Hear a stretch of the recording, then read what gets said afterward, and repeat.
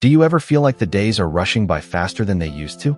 Like time is slipping through your fingers, even when you're not doing anything all that exciting. You wake up, have your coffee, maybe do a few chores, run an errand or two, and suddenly, it's evening. Another day gone in a blink. If you've been feeling like life's moving too fast, or maybe that you're not getting to truly enjoy it the way you used to, you are definitely not alone. It's something I hear all the time, especially from folks over 60. You've spent decades working, raising families, taking care of everyone else. And now that you finally have time for yourself, it doesn't always feel the way you thought it would. Maybe you still feel rushed, or tired, or even bored. There's this strange pressure to fill every hour with something productive or useful. But what if you didn't need to live that way anymore? What if you could wake up each morning feeling calm, centered, and actually excited about your day, without needing to overhaul your entire lifestyle or move to a cabin in the woods? That's where slow living comes in. Now, don't let the term scare you off. I'm not talking about becoming a minimalist monk or giving up your comforts. Slow living simply means choosing to live with more intention and less stress. It's about making space for what really matters: peace, joy, health, and connection, especially at this stage of life.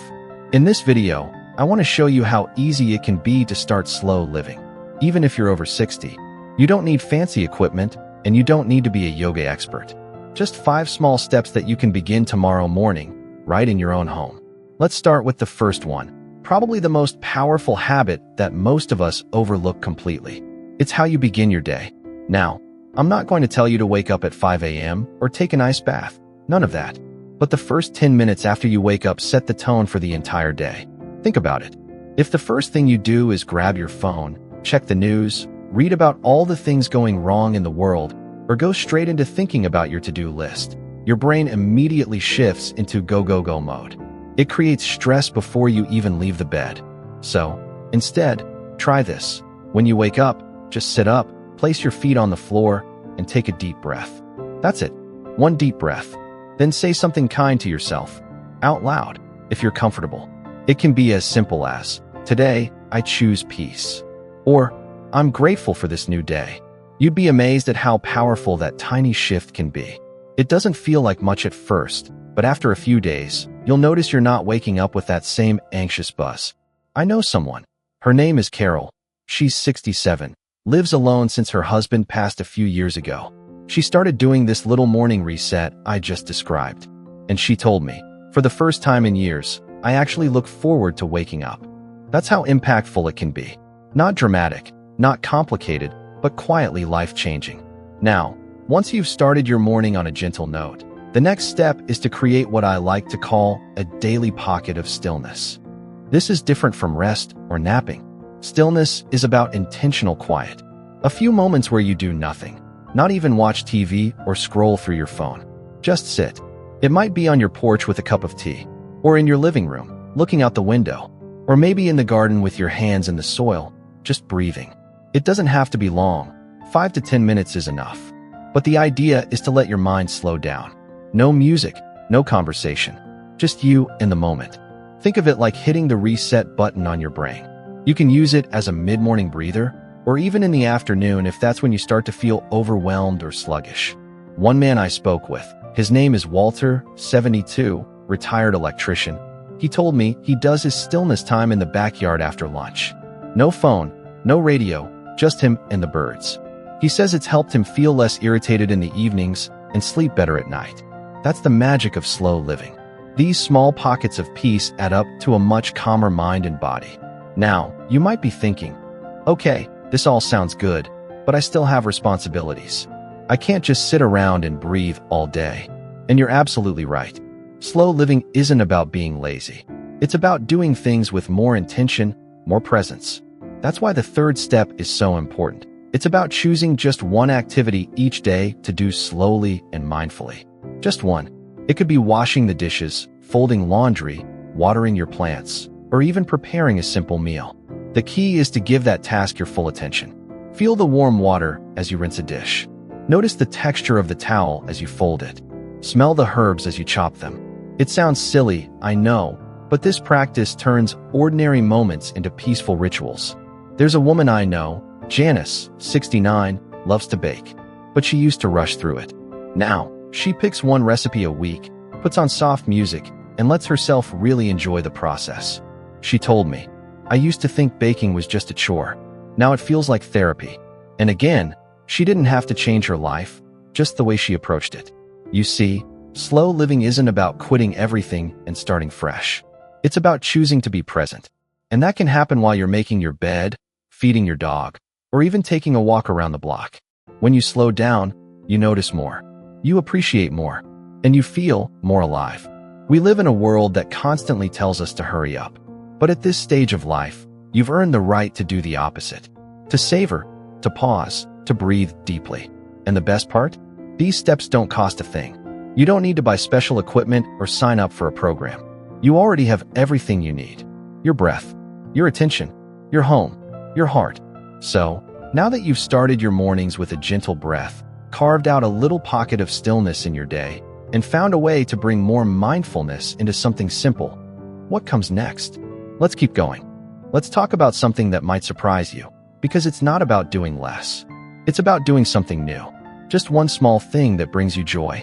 And no, I don't mean skydiving or running a marathon, unless that's truly what excites you. I'm talking about rediscovering the little sparks in life that make you feel curious, creative, or simply alive. This next step is something I call following the quiet yes.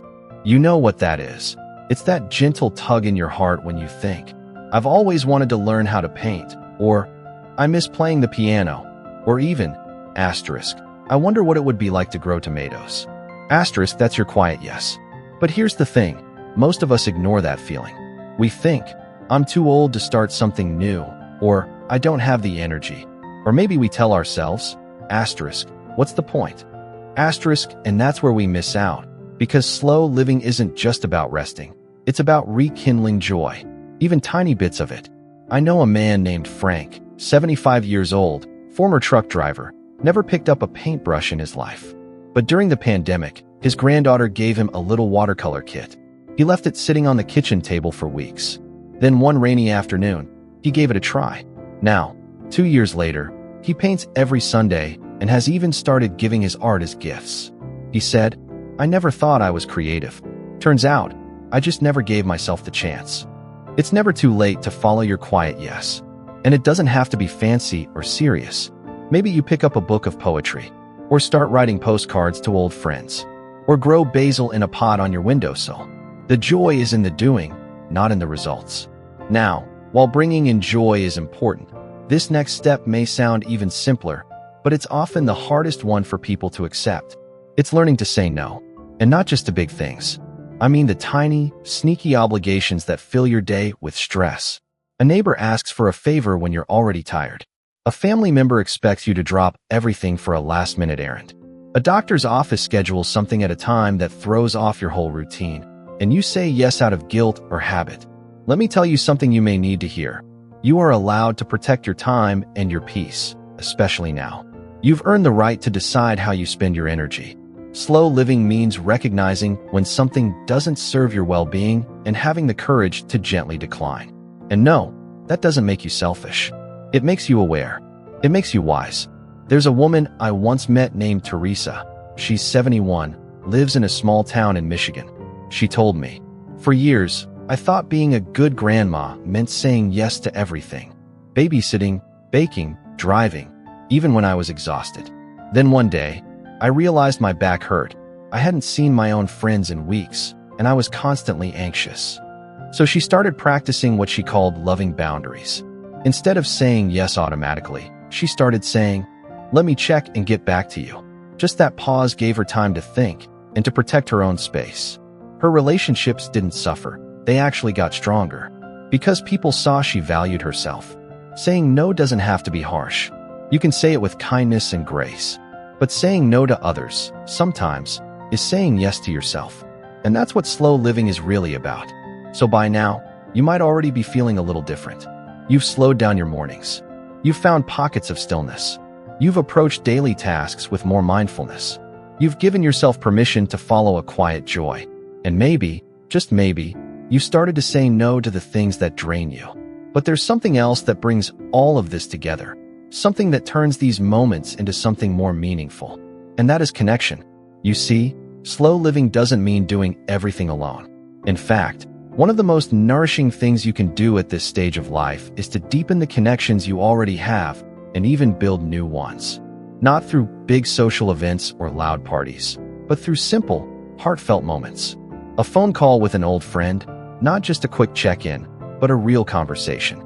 Sharing coffee with your neighbor on the porch. Writing a short note to someone you haven't seen in years.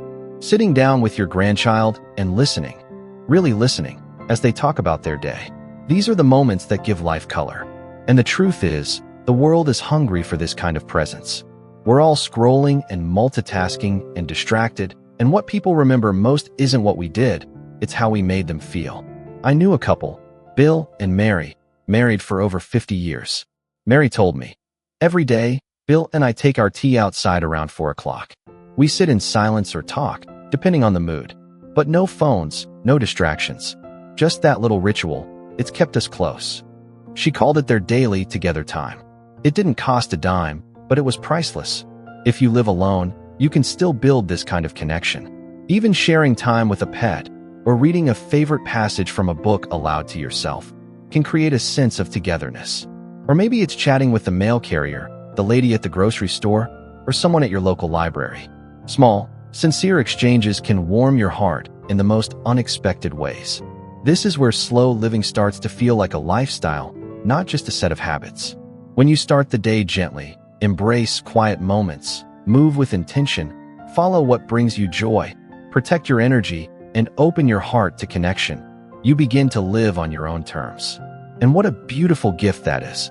When life starts to feel calmer, more meaningful, and even a little brighter, without needing to make any big changes, that's when you know something is working. That's the beauty of slow living. It doesn't demand that you uproot your whole routine or take a drastic leap. Instead, it invites you to gently return to yourself. Now, there's one final piece to this that ties everything together in a really beautiful way. It's not a step you have to schedule or force. It's something you grow into, one day at a time. And that's learning how to be okay with just being. It sounds simple, doesn't it? But for many of us, it's actually one of the hardest things. We've been raised to believe we always have to be doing something. Achieving, fixing, helping, producing, proving. And when the kids are grown, the career winds down, and the daily rush slows to a trickle, we can be left thinking, what now? But here's the quiet truth. Your value was never in your to-do list. You don't have to earn rest. You don't have to apologize for slowing down. You're allowed to just sit in the sunlight and watch the wind move through the trees. You're allowed to spend an hour doing absolutely nothing but listening to your favorite music. You're allowed to breathe and just be. And more than allowed, you're worthy of it.